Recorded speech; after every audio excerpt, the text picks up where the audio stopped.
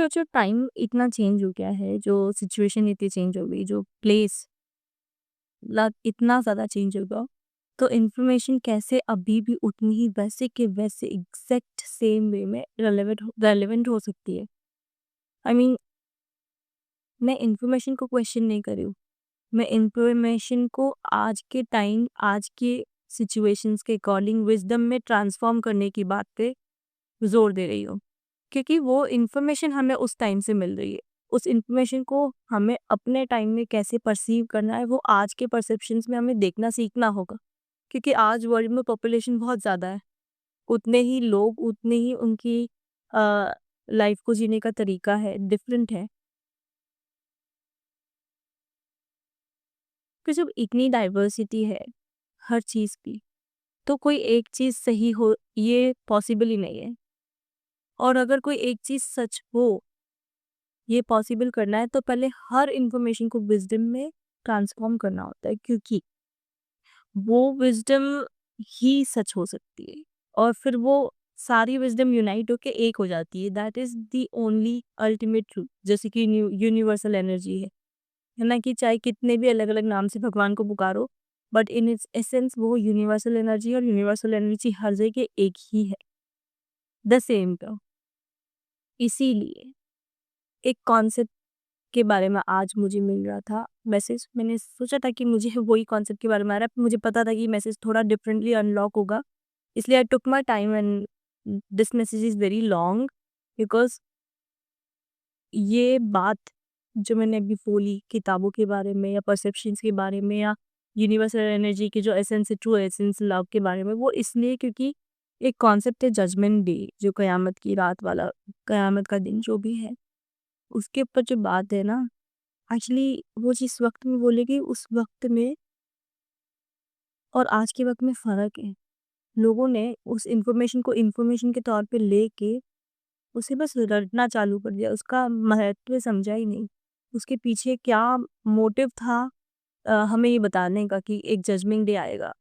वो किसी भी तरीके से लिखा गया हो, क्योंकि आज जिस तरीके से वर्ल्ड प्रोग्रेस किया है, भाषा, लोगों के परसेप्शंस सब बहुत ज़्यादा प्रोग्रेस कर गए हैं उस टाइम पे, जहाँ पे लोगों का माइंडसेट से सर्वाइवल और स्ट्रगल से रिलेटेड था, जहाँ पे कुछ भी नहीं था और उन्होंने स्क्रैच से अपनी लाइफ बिल्ड की, और अब हमारे पास सब कुछ है। तो चीज़ें चेंज हुई है। ग्राउंड शिफ्ट हुआ है, ग्राउंड रियलिटी शिफ्ट हुई है।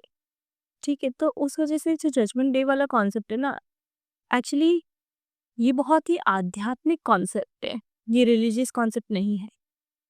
ये जजमेंट डे हर धर्म में होता है एक्चुअली, और इसका मतलब ये नहीं होता है कि you will be judged if you are a bad person और अ गुड पर्सन, और अ बैड सोल और अ गुड सोल। नहीं, ये ब्लैक एंड व्हाइट नहीं है। ये और ये कोई एक दिन नहीं हो रहा है, यानी कि ये ऐसा नहीं है कि सब लोग एक दिन मरेंगे और उस रात पे उस दिन फिर आके अल्लाह से पूछेगा कि, और वो युद्ध होगा, और वो या जो भी गॉड का भी बोला गया है क्रिश्चियनिटी में भी, ये एक्चुअली हकीकत में जो ये बात बोली गई ना, इस बात का और ही कुछ मायना है। ये वो बात वैसे नहीं है कि सच में भी एक ही दिन होगा, नहीं। हमारे जितने भी जन्म हुए ना, हमारे सारे जन्मों की एक जजमेंट नाइट होती है, ठीक है? और वो एक्चुअली एक जजमेंट नाइट नहीं है, वो एक जजमेंट लाइफ है। एक्चुअली क्या होता है ना, कि हर ह्यूमन एक यूनिवर्स है।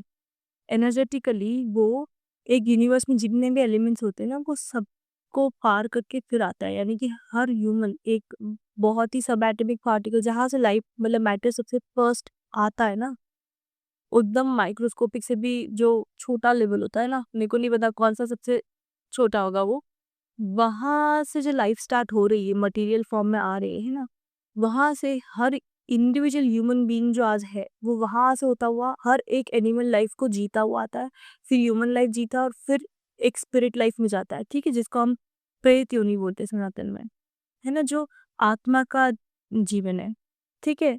तो यहाँ पे बस इतना ये होता है पूरा भौतिक और आत्मिक जीवन, और इन दोनों के बिल्कुल बीच में होता है आध्यात्मिक जीवन।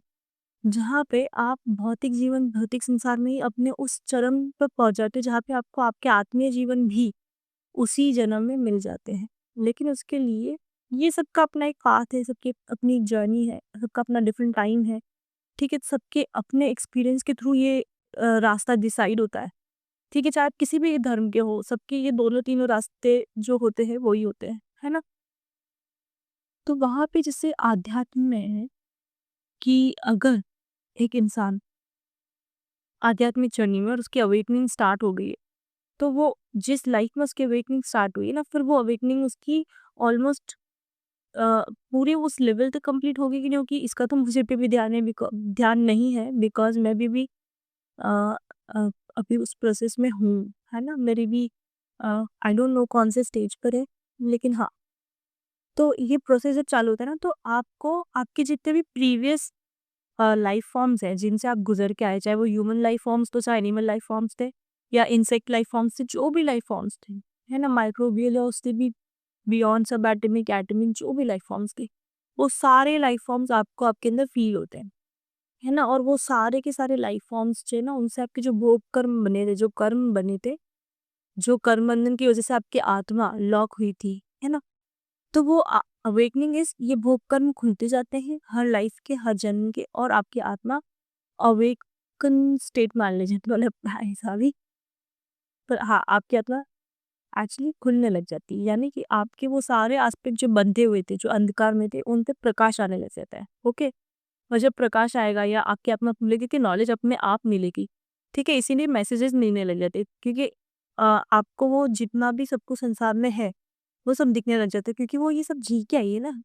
हर किसी जीव की प्रकृति हुई, ठीक है? संसार हुआ, ये तत्व हुए, जल, वायु, अग्नि, है ना? ये सब इन सब तत्वों के बारे में, क्योंकि ये सब उस सोल के ही पार्ट है, उस सोल से ही है। वो यूनिवर्सल एनर्जी है वो सोल। तो जैसे-जैसे वो जड़ने लग जाती है, वैसे-वैसे आपको वो इन्फॉर्मेशंस, वो नॉलेज, वो सब मिलने लग जाता है, और जब आपको मिलता है ना, तो आपको उसके ऊपर बैठना होता है। जो कहते हैं ना ध्यान, समाधि, मेडिटेशन, एक्चुअली वो कोई ऐसे आसन लेके बैठने वाली नहीं। आप कहीं पर भी किसी भी स्टेट में और आपको ऐसे कुछ अवेकनिंग होने लग जाए, तो आप इतने वैसे भी काम हो जाते हो कि आपकी बॉडी में मोशन बहुत स्लो हो जाता है, और आप एक्टिवली वो जो भी चीज़, जो भी एक्टिविटी कर रहे होते हो ना, वो एकदम एकदम रुकने लग जाती है, और आप एक ऐसे स्टेट में चले जाते हो ना, जहाँ पे आप रिलैक्स हो जाते हैं, और वो अपने आप आपकी सोल के अंदर उतरती है और आपको वहाँ पे एनलाइटनमेंट देता है। तो सोल की अवेकनिंग से एनलाइटनमेंट होता है, ठीक है? तो अभी जो अवेकनिंग वाला प्रोसेस है, एनलाइटनमेंट वाला जो प्रोसेस है, यहाँ पे क्या होता है ना, यहाँ पे जो भी इन्फॉर्मेशन आपने जितनी भी संसार में इस जन्म में या किसी भी जन्म में आके पाई थी वो, और आपको जो कभी मिली नहीं, वो सब इन्फॉर्मेशंस आने लग जाती है, और वो आपकी आत्मा के अंदर उतरने लग जाती है, जिसको आत्मसार होना कहते हैं ना, ज्ञान, और वो नॉलेज ज्ञान बनने लग जाता है, विज़डम, ठीक है? और यहाँ से क्या होता है ना, आपकी कान ये सिर्फ़ तब पॉसिबल, ये पूरी प्रोसेस सिर्फ़ तब पॉसिबल है जब आप बहुत सारी कार्मिक डेप्थ्स से गुज़रते हो। ये कार्मिक डेप्थ अलग-अलग तरीके से होती है। जब ये स्टार्ट होता है, तब हमको ये फिज़िकली महसूस होती है, जैसे हम कोई चोट लग गई, हमारे साथ कोई छोटे-मोटे इंसिडेंट्स या एक्सीडेंट्स हो गए जो बहुत घातक नहीं होते, पर हाँ, हमको उतना दर्द व तकलीफ़ देते हैं जिसको हम महसूस कर पाते हैं, है ना?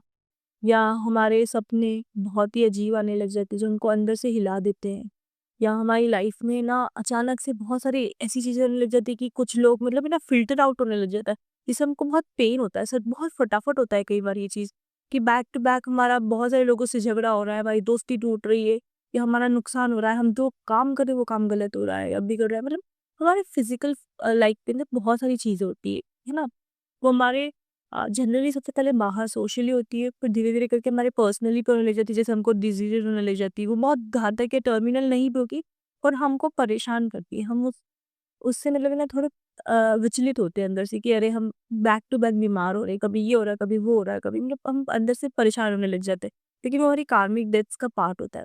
ये सबके लिए सच नहीं है, ये उन लोगों के लिए सच है जो इस जर्नी में आ गए हैं, जिनकी सोल की थोड़ी अवेकनिंग स्टार्ट होने लग जाती है। बाकी जनरली जो होता है वो भी कार्मिकली होता है, वो सबके साथ होता है, ठीक है? तो यहाँ पे थोड़ा-सा वो अग्रेसिवली होने लग जाता है। यहाँ पे जो होता है ना स्पिरिचुअल पाथ में, स्पिरिचुअल नहीं बोलूँगी, आध्यात्मिक पाथ में ये थोड़ा अग्रेसिव और फ्रीक्वेंट होने लग जाता है।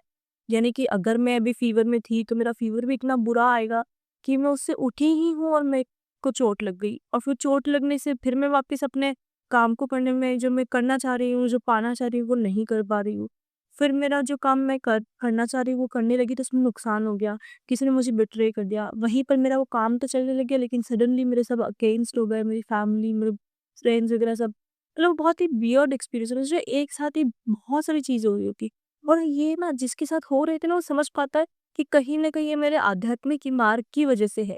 इसीलिए वो एक्सेप्ट कर पाता है, वो रिबेल नहीं करता, वो एक्सेप्ट कर पाता है। यहीं पर तो एटीट्यूड और परसेप्शन में चेंज आता है कि वो इतने परसेप्शन से सोचना सीख जाता है कि वो हर चीज़ को बहुत बारीकी से देखने लग जाता है। वो हर इंसिडेंट को, वो एक ठोकर को भी समझने लग जाता है कि अच्छा इसका मेरे से ये नाता था, है ना? तो यहाँ पे ये बहुत थिन लाइट डिफरेंस है लेकिन हमें को इससे कंफ्यूज नहीं होना चाहिए। और क्योंकि मैं किसी को पथभ्रमित नहीं करना चाहती, मेरा मोटिव बस इतना है कि सब लोगों को उनकी सही दिशा मिले, है ना? सही राह मिले। तो यहाँ पे जो जजमेंट डे है ना वो एक्चुअली जैसे कि अगर किसी की इस लाइफ में ही अवेकनिंग स्टार्ट हो रही तो ये उनकी जजमेंट लाइफ हो गई। जजमेंट नाइट कोई वन सिंगल नाइट या वन सिंगल डे नहीं है ना? वो जो कयामत की रात है, कयामत का दिन बोलते, नहीं वो एक पूरी लाइफ है। और ये लाइफ ना वो दिन रात का ही है कि एक बहुत लंबी रात चल रही है, क्योंकि जो इस आध्यात्मिक जर्नी से गुजरा है ना उसको पता चल रहा है कि ये रात बड़ी लंबी है ना? और कहीं न कहीं हम उस रोशनी की ही तो तमन्ना कर रहे हैं, यानी कि उस सुबह की, तो ये एक सिंबॉलिक है। तो इसमें, इस राह में हमारे साथ जो भी रास्ते में हो रहा है ना, वो सारी कार्मिक डेथ्स, वहाँ पे ये हर एक डेथ हमारे जजमेंट का पार्ट बनी जा रही है, क्योंकि हम इससे लर्निंग लेके, इन्फॉर्मेशन जो भी लग रही है, इससे अपनी विज़डम गेन करके आगे बढ़ते जा रहे हैं, गिव अप नहीं कर रहे हैं। और समय के साथ जितनी अवेकनिंग होती है ना, उससे ज़्यादा डिफ़िकल्टीज़ आती है, उससे ज़्यादा बड़ी कार्मिक डेथ्स आती है। जैसे मुझे मेरी कार्मिक डेथ एक, मुझे पहली बार जब रियलाइज़ हुआ कि मेरे साथ कुछ हो रहा है, वो पहले मुझे नहीं था, पहले मुझे लगता था कि अच्छा ऐसा होता है, but I could not understand this process. तो मैं क्वेश्चन तो बहुत करती थी पर मुझे समझ नहीं आता था। और मेरे साथ बहुत ही वियर्ड अ इंसिडेंट्स हुए हैं जो, मतलब मेरी family, hats off to my family that they are so supportive और सो अंडरस्टैंडिंग। उनको ये प्रोसेस के बारे में कितना पता है कितना नहीं पता, मैंने इस बारे में बात नहीं की, बट उन्होंने मेरे उन कार्मिक डेथ वाले मोमेंट में मेरा बहुत साथ दिया। आप जिस भी एनिमल लाइफ या जिस भी प्रीवियस ह्यूमन लाइफ की डेथ झेल रहे होते ना, आपके अंदर उसी उसी लाइफ का ट्रेट जगता है। जैसे कि सडनली आपकी वो कोई ऐसी अग्रेसिव स्पीशीज आपने पिछली लाइफ में जी हो और उसकी डेथ हो रही हो, तो आपका अग्रेशन लेवल बहुत हाई लेवल पे बढ़ता है। और आप अगर इस प्रोसेस के हिस्से हो ना, स्पिरिचुअल प्रोसेस, और वो उसमें ये हो रहा है ना, तो आपके जो स्पिरिट गाइड्स है वो आपको प्रोटेक्ट करेंगे। जिसके पास ऐसी कोई फैमिली जो इनको सपोर्ट कर सकता है तो वो आपके लिए खड़े होंगे, या फिर सच में भी कोई डिवाइन स्पिरिट आके आपको संभाल लेती है ना? क्योंकि ये प्रोसेस आप अकेले झेल ही नहीं सकते हो। ठीक है, तो वो मेरे साथ हुआ। मेरी फैमिली, मेरी सिस्टर्स, मेरे पेरेंट्स, मेरी फैमिली बहुत ही लविंग, बहुत अंडरस्टैंडिंग है। तो उन्होंने मुझे उस समय जो जिस तरह से संभाला है, उस वजह से मैं उस प्रोसेस को पार कर पाई। लेकिन मैंने बहुत टाइम तक ये सोचा कि ये इतना पेनफुल, क्योंकि जो मैंने पेन बेयर किया वो तो ठीक है, पर उन लोगों ने भी बेयर बेयर किया, तो वो पता चला कि कहीं न कहीं हम सब जुड़े हुए हैं कार्मिकली भी और स्पिरिचुअली भी। हमारी सोल ट्राइब जो है वो हमारी एक फैमिली जो हमेशा से रही है वो ही है। इसीलिए हम लोग जुड़े हुए हैं। और इसी वजह से वो मुझे समझ भी पाए, क्योंकि उनमें भी वो सारी चीज़ें हैं, वो डेप्थ, वो अंडरस्टैंडिंग, वो आध्यात्मिक अ, रास्ते से अपने खुद के भी है। तो वैसे ही हमारे लाइफ में कौन-सी सोल कैसे हमारे लिए कब आके हेल्प करती है, ये सब डिवाइनली ऑर्केस्ट्रेटेड होता है। और उसके तब मैं ये समझ नहीं पाई थी जब मेरा फर्स्ट एपिसोड हुआ था, पर मेरी फैमिली ने मुझे प्रोटेक्ट किया। लेकिन उसके कुछ टाइम बाद मैं समझने लग गई थी, और उसके बाद लगातार मैंने बहुत कार्मिक डेथ्स फेस की, जहाँ पे लाइक वो एक्सप्लेन नहीं कर सकते, लेकिन सबका अपना इंडिविजुअल एक्सपीरियंस होता है, पर I could like understand the process कि हाँ ये हो रहा है। तो वो ही आपका जजमेंट डे होता है, वो ही जजमेंट नाइट होती है, क्योंकि आपका वो जो जितने भी डेथ होते हैं ना, वो सब उस लाइफ के ट्रेट्स जगा रहा होता है। आप उस लाइफ में जो मेजर कार्मिक लेके आए हो ट्रेट, जिसकी वजह से आपका कर्म जुड़ा था, जो मेजर कर्म आपने एक्यूमुलेट किया, वो आपके अंदर खत्म हो रहा होता है। ठीक है, तो आप उस कर्म से छूट रहे होते हैं, और कहीं न कहीं वो आपकी अवेकनिंग और आपके एनलाइटनमेंट के लिए आपको हेल्प कर रहा होता है। ठीक है, तो यहाँ पे जजमेंट में ये होता है। ठीक है, उसको दिन और रात क्यों कहा गया? क्योंकि जिस ज़िंदगी में आपका जगना चालू हुआ है ना, वो ज़िंदगी आपको एक लंबी रात जैसी लग रही होती है, क्योंकि आप लगातार इस प्रोसेस से गुज़र रहे थे। बहुत कम उम्र से भी हो सकता है, बहुत लेटर एज में जाके भी हो सकता है, ये कुछ लाइफ स्पैन में भी हो सकता है, ठीक है? और मतलब ये सबके लिए अलग हो सकता है।